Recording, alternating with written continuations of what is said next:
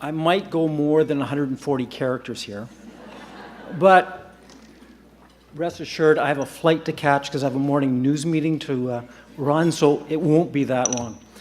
I should mention that I used to be a Free Press paperboy. Talk about starting your way at the bottom and moving up. And this former paperboy can't wait to deliver this trophy to our newsroom tomorrow morning. Thank you to the Canadian Journalism Foundation and the judges. Thank you and merci.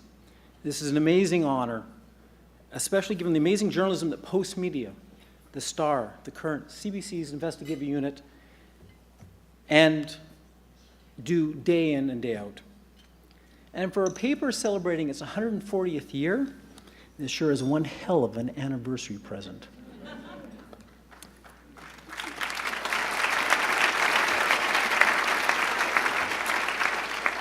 What this award is about, and what we are celebrating here tonight, is a craft that is so very important, a calling answered by those who care and dare to make a difference, and the courage needed to seek out truth.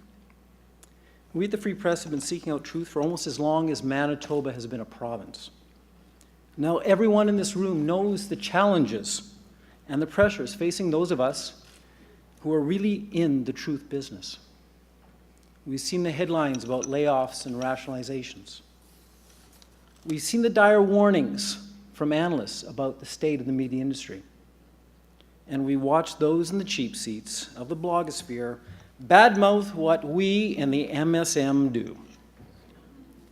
But what we are seeing here tonight is a reminder of the value of journalism that at its core is about telling people what is really going on in their community, their province, and their country.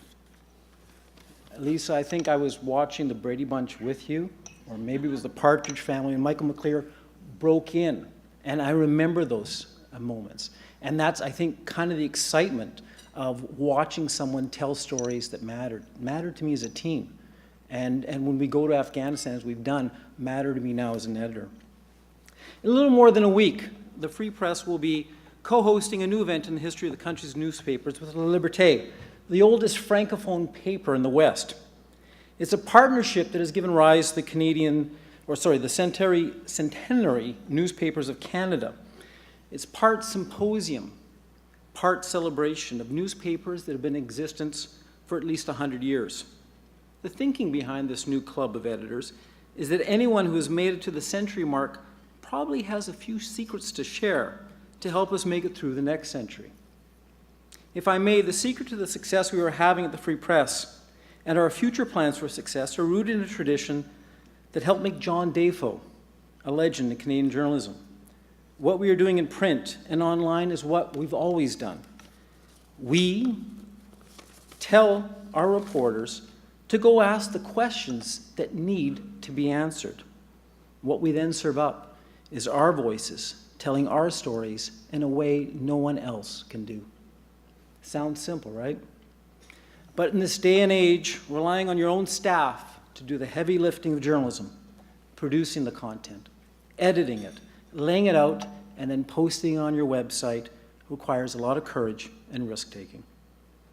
Economies of scale sound good, but our readers deserve more than cutting corners. So our brand of independent journalism means maintaining a parliamentary bureau in Ottawa so that our reporter, Mia Rabson, can bring home stories that no one else would. It means getting on a plane to northern Manitoba, or Nunavut, or Nicaragua, or Newtown, Connecticut, to write those stories that will resonate with our readers.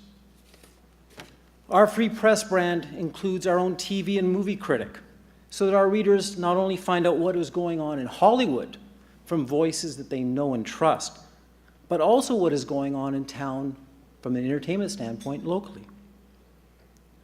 And we were also the first in Canada to open up a news cafe that's the forefront of our reader engagement efforts, and last year hosted more than 100 live streamed events.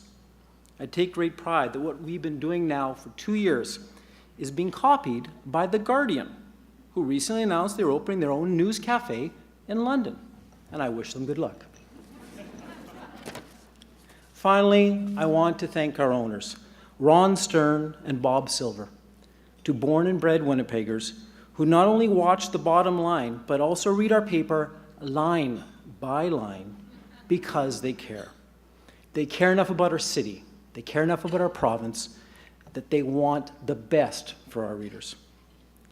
I have to thank our publisher, Bob Cox, a man who has not only great vision and passion for the newspapering business, but also an understanding of what a great newsroom needs, based on decades toiling as a reporter and editor in great newsrooms across this country. And finally, I want to thank our reporters, our photographers, and the editors who make our newsroom what it is. They have boundless imagination, energy, and commitment. This award is for them, for the way they practice the craft that is so very important, for answering a call to care and dare to make a difference, and for the courage needed to seek out the truth. Thank you very much.